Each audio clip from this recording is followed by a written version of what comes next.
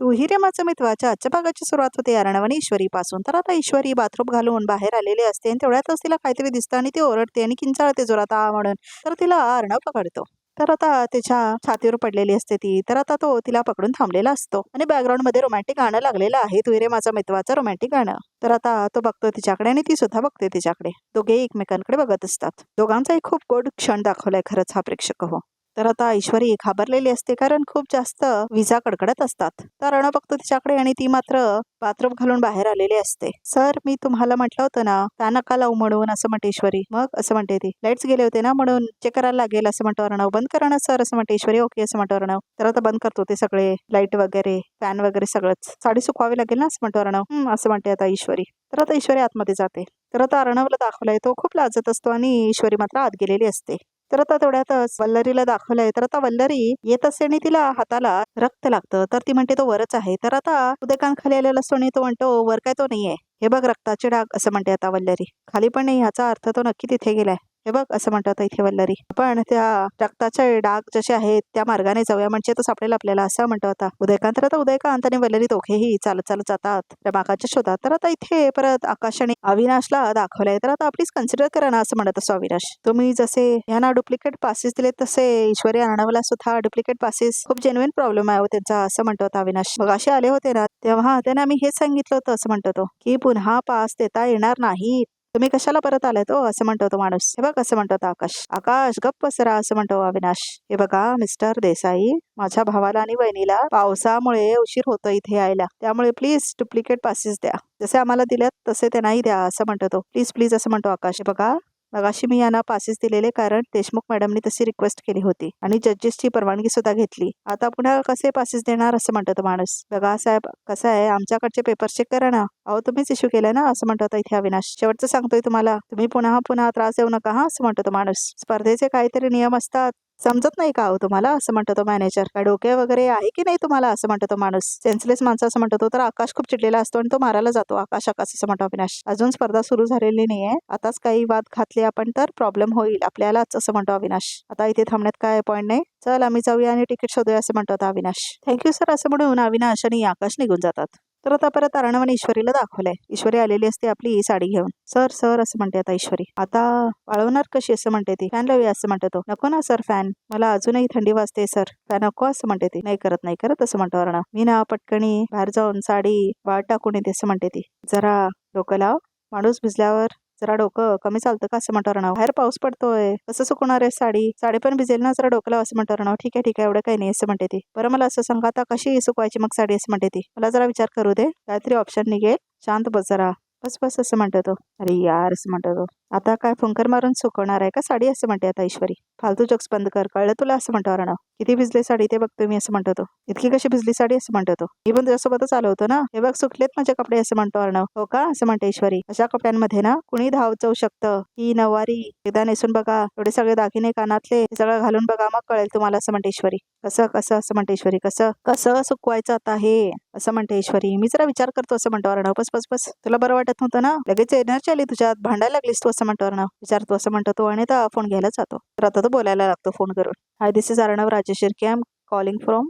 तुमचं नाव नाही रूम नंबर सांगा असं म्हणतो तो. बिसिंदर रूम नंबर काय आपला असं म्हणतो अर्णव. 101 असं म्हणते आता ईश्वरी. 101 असं म्हणतो अर्णव. प्लीज जरा ड्राय क्लिनिंग साठी कोणाला तरी पाठवा असं म्हणतो अर्णव. ड्राय क्लिनिंग ते काय असतं असं म्हणतो तो माणूस. ड्राय क्लिनिंग असं म्हणतो अर्णव. कपडे सुकवायचेत भिजलेत ते सुकवण्यासाठी काहीतरी पाठवा प्लीज असं म्हणतो अर्णव. इस्त्रीवाल्याला पाठवू का असं म्हणतो तो माणूस. अहो ड्राय क्लिनिंग साठी पाठवा कपडे सुकवण्यासाठी असं म्हणतो अर्णव. हा ठीक आहे पाठवतो काळजी करू नका असं म्हणतो तो माणूस. थँक्यू असं म्हणतो अर्णव. बघू पाठवतोय हे ड्रायव्हर असं म्हणतो तो. बिसिंदर तुला भूक लागली काय असं म्हणतो अर्णव. माझा उपास आहे मला खायचं बघितलं का तुम्ही सकाळपासून असं म्हणते ती. विसरलात का तुम्ही असं म्हणते ती. हे तू प्रेमाने पण बोलू शकतेस ना. प्रेमानेच विचारलं ना मी तुला असं म्हणतो अर्णव. सर आज माझा उपास आहे सकाळपासून मी तुम्हाला खाताना काय दिसली का असं म्हणून अर्णवला ईश्वरी असत सांगते परत एकदा. रिलॅक्स कळे मला आता परत नाही विचारणार मी असं म्हणतो अर्णव.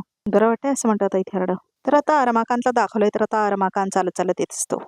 रमाकांत खूप जास्त हर्ट असतो बघा प्रेक्षक. तिला खूप काय मार वगैरे लागलेला असतो. तेवढ्यातच तिथे उदयकांत आणि वल्लरी येतात. उदयकांत त्याचा तोंड बंद करतो बघा प्रेक्षक आणि वल्लरी पण येते आणि हात पकडते रमाकांतचा. अरे आवाज करतोयस, तुला काय वाटलं आम्ही काय मूर्ख आहोत असं म्हणतो उदयकांत. तू काय बोलत बसलायस, घेऊन चल त्याला असं म्हणते वल्लरी. तर आता दोघे घेऊन जातात रमाकांतला. तर आता तिथेच असतो अर्णव. मात्र त्याला काय कळतच नाही बघा प्रेक्षक हो. तर बघितलंस हे हॉटेल कसं आहे असं म्हणतो आता इथे अर्णव ईश्वरीला. साधा ब्लोअर यायला किती वेळ लागतोय, 15 मिनिटं झाली अजून आलेले नाही असं म्हणतो आता अर्णव. अहो तर काहीतरी कामात असतील ते असं म्हणते ईश्वरी. त्याची बाजू घालू नकोस तू असं म्हणतो आता अर्णव. जरा धीर तर असं म्हणते ईश्वरी. सर असं म्हणते ती. तेवढ्यातच आता बेल वाजलेली असते. तर आता ती कपडे ठेवत असते आपले आणि आता ती आतमध्ये जाऊन लपते. आता उघडा असं म्हणते ईश्वरी. सिंदूर इथे काय करतोस तू असं म्हणतो आता इथे अर्णव. जरा हो अशी कशी मी येऊ त्यांच्या समोर असं म्हणते ईश्वरी. ठीक आहे थांब जरा असं म्हणतो तो. तर आता तो दरवाजा उघडतो. या सांगा असं म्हणतो आता इथे अर्णव. तर आता तो आणून दिलेला असतो इस्त्री. ब्लोअर मागितला होता ना, तर इस्त्री आहे असं म्हणतो अर्णव. माझ्याकडेच अवेलेबल होतं असं म्हणतो तो माणूस. सर असू दे ना, ह्याने करू शकतो आपण, त्याला पाठवा लवकर पाठवा असं म्हणते ईश्वरी. ह्याच्याने कसे सुकवणार आहेस तू कपडे असं म्हणतो अर्णव. त्याला पाठवा पटकिनी असं म्हणते आता इथे ईश्वरी. थँक्यू सो मच असं म्हणतो अर्णव. तर आता तो निघून जातो तिथून. तर याच्याने कोण कपडे सुकवतं असं म्हणतो तो. लावा तिथे पटकिनी, मी सगळं ठेवून टाकते असं म्हणते ती. तुला बरं नाही आहे ना असं म्हणतो अर्णव. थांब मी जरा पटकन बघतो असं म्हणतो तो. मध्ये मध्ये बोलू नकोस असं म्हणतो तो. हे काय आता सर काय करताय तुम्ही असं म्हणते ती. छोटी वायर आहे ना, थांब ना 1 मिनिट असं म्हणतो अर्णव. आणि आता सगळं बघत असतो तो. जरा बाजूला होशील प्लीज असं म्हणतो अर्णव. हे प्रेमाने सांगू शकतं असं म्हणते आता ईश्वरी. जरा बाजूला होशील असं म्हणतो अर्णव आणि प्रेमाने बोलतो आणि प्लीज असं म्हणतो. हा हो असं म्हणते ईश्वरी. तर आता ती त्याच्या हातामध्ये देते साडी वगैरे. कधी स्पर्धा चालू होणार आहे असं म्हणते देशमुख बाई. याहो न्यूज नाही बघितलेत का असं म्हणतो आता तो मॅनेजर. अख्खी मुंबई पावसामुळे ठप्प पडली आहे. मीडिया टीम येणार होती ती पण आली नाही अजून असं म्हणतो तो. म्हणून तू आम्ही आता डेट बदलणार आहेत का स्पर्धेची असं म्हणते देशमुख बाई. सगळे स्पर्धक ठिकाणी अडकलेत, कसं चालू करणार स्पर्धा असं म्हणतो तो माणूस. तुमच्या लक्षात येत नाही का असं म्हणते देशमुख बाई. अर्णव आणि ईश्वरी दोघे या स्पर्धेला पोचू शकणार नाहीयेत. ही एक उत्तम संधी चालून आली आपल्याकडे असं म्हणते देशमुख. आणि तुम्ही म्हणताय मला स्पर्धा सुरूच करता येणार नाही असं म्हणते ती. या बाबतीत मात्र आमचा न्यायालयाच आहे असं म्हणतो तो. लक्षात घ्या ते दोघं स्पर्धेला पोचू नये त्यासाठी खूप एफर्ट्स घेतलेत मी. काही करून ते दोघे इथे यायच्यात स्पर्धेला सुरुवात केली पाहिजे असं म्हणतात त्या. तर आता निघून जातात त्या तिथून. तर आता इस्त्री करत बसलेला असतो अर्णव ईश्वरीचे कपडे. वॉट असं म्हणतो अर्णव. द ग्रेट SR सात्विक फॅशनचे CEO कधी असे कपड्याला इस्त्री वगैरे करत असतील ना, असं मला वाटलंच नव्हतं असं म्हणते ईश्वरी. पण आज माझ्या साडीला इस्त्री करतायत म्हणजे मी कोणीतरी स्पेशल आहे ना त्यांची असं म्हणते आता ईश्वरी. आहेसच असं म्हणतो अर्णव हसत. काय म्हणाला तसं म्हणते ईश्वरी. हा असं म्हणतो अर्णव. नाही बोला ना, काय म्हणाला तुम्ही असं म्हणते ईश्वरी. मी काय नाही म्हणालो मी सिंदूर असं म्हणतो अर्णव. बोला बोला बोला असं म्हणते ईश्वरी. काय नाही बोलावलं तर असं म्हणतो तो. सिंदूर प्लीज जरा मला कॉन्सन्ट्रेट करू दे प्लीज असं म्हणतो अर्णव. मनात आहे पण बोलणार नाही तसं म्हणते ईश्वरी. तर आता बाहेर येतात अविनाश आणि आकाश ऑफिसमधून. तर आता मिळाले का चिंटू आणि ईश्वरीची पासीस असं म्हणतात आजी. आणि तिथे अंजली आणि नम्रता सुद्धा असतात. नाही असं म्हणतो आकाश, नाही मिळालं. अंजलीला आणि आजीला खूप दुःख होतं. नम्रताला मात्र खूप आनंद झालेला असतो. त्या इटकून घ्यायलाच तयार नाही तसं म्हणतो आता अविनाश. पासीस विचारलं की तोंडावरती नियम फेकतायत असं म्हणतो अविनाश. त्यांचं म्हणणं आहे ते लोक ईश्वरी आणि अर्णवच्या हातातच पासीस देणार असं म्हणतो आकाश. असं काय करतायत ते, आपले सगळे डॉक्युमेंट्स क्लिअर आहेत असं म्हणते अंजली. मग पासीस द्यायला का इतकी कटकट करतायत असं म्हणते अंजली. हो ना असं म्हणते आजी. तर तेवढ्यात देशमुख बाई येतात. काय झालंय असं म्हणतात त्या. टेन्शन आहे का. नाही म्हणजे सगळे टेन्शनमध्ये दिसताय म्हणून विचारलं असं म्हणते देशमुख बाई. I hope everything is okay असं म्हणतात ते. या एव्हरीथिंग इज ऑलराईट असं म्हणते Anjali. Thanks for your concern असं म्हणते अंजली. अर्णव आणि ईश्वरी कुठे दिसत नाहीयेत. नाही म्हणजे कॉम्पिटिशन आता केव्हाही सुरू होईल ना म्हणून विचारलं असं म्हणते देशमुख बाई. त्यांनी माघार वगैरे घेतलेली नाही आहे ना असं म्हणतात त्या. म्हणजे आयोजकांशी माझं काही बोलणं झालं नाहीये म्हणून विचारलं असं म्हणतात त्या. मिसेस देशमुख तुम्ही किती वेळा तेच तेच तेच तेच सांगणार आहात. सांगितलं ना एकदा असं म्हणतो आकाश. आणि ते दोघं का घेतील माघार असं म्हणते नम्रता. काय आहे ना, इशू आणि चिचू माघार घेणाऱ्यांमधले नाहीच आहेत असं म्हणते नम्रता. पाऊस पडतोय ना म्हणून त्यांना थोडा उशीर होतोय, बाकी काही नाही असं म्हणते नम्रता. पण खरं सांगू का, मला नाही वाटत ते वेळेत पोचू शकतील असं म्हणते आता देशमुख बाई. खरं तर त्यांना उशीरच झालाय आणि त्यांच्याकडे पास पण नाही. आणि आता त्या वेळेला त्यांना पास कोणी सँक्शन करेल असंही मला वाटत नाही असं म्हणतात देशमुख बाई. पण एका अर्थी बरंच झालं, स्पर्धेत हरण्यापेक्षा माघार घेतलेली बरी नाही का असं म्हणतात त्या. म्हणजे स्पर्धेत आम्ही नव्हतोच असं म्हटलं की 4 चौघात आपला अपमानही होणार नाही, राईट असं म्हणतात त्या. एक्सक्यूज मी मिसेस देशमुख असं म्हणते आता अंजली. तुम्ही म्हणताय ते होईल की आम्ही कॉम्पिटिशन जिंकूया वेळ आल्यावर कळेलच. तुम्ही फार काळजी करू नका असं म्हणते ती. युअर राईट असं म्हणते देशमुख बाई. पण अंजली खरं सांगू का, तुझा भाऊ ना इथे पोचणारच नाही असं म्हणते देशमुख बाई. त्यामुळे आता सात्विक फॅशन तसंही माझ्याच नावावर होणार आहे असं म्हणते देशमुख बाई. त्याच्याबद्दल आता मला पूर्ण खात्री आहे असं म्हणते ती. हे बघा मी वयाने खूप मोठी आहे आणि आयुष्याचा एक अनुभव म्हणून तुम्हाला सल्ला देते. इतरांची साम्राज्य उद्ध्वस्त करण्याची स्वप्न बघण्याआधी समोरचा शत्रू किती ताकदवार आहे याचा अंदाज घ्यायला हवा असं म्हणतात आजी. नाहीतर वाईट पस्तावण्याची वेळ होते. पस्तावण्याची वेळ कोणावर येणार आहे हे लवकरच कळेल असं म्हणते आता देशमुखबाई. ऑल द बेस्ट असं म्हणतात ते. तर आता ते निघून जातात तिथून तेवढंच म्हणून. हॅलो असं म्हणतो आता इथे अविनाश. काय तुम्ही त्या बाईच्या बोलण्याकडे अजिबात लक्ष देऊ नका असं म्हणतो अविनाश. रिलॅक्स व्हा. हो असं म्हणते आता नम्रता. एक मिनिट असं म्हणतो आता अविनाश. आपल्या ऐश्वरी अर्णवकडे पासेस नाही आहेत हे ह्या बाईला कसं माहित असं म्हणतो अविनाश. काय रे असं म्हणतो अविनाश. मी पण तेच विचार करतोय असं म्हणतो आकाश. दादा आणि ऐश्वरीला पासेस मिळणार नाही असं का म्हणाली ती असं म्हणतो आकाश. तर सगळेच विचार करायला लागतात कसं काय तिला माहिती म्हणून. मा मला असं वाटतंय नक्कीच काहीतरी गडबड आहे असं म्हणते अंजली.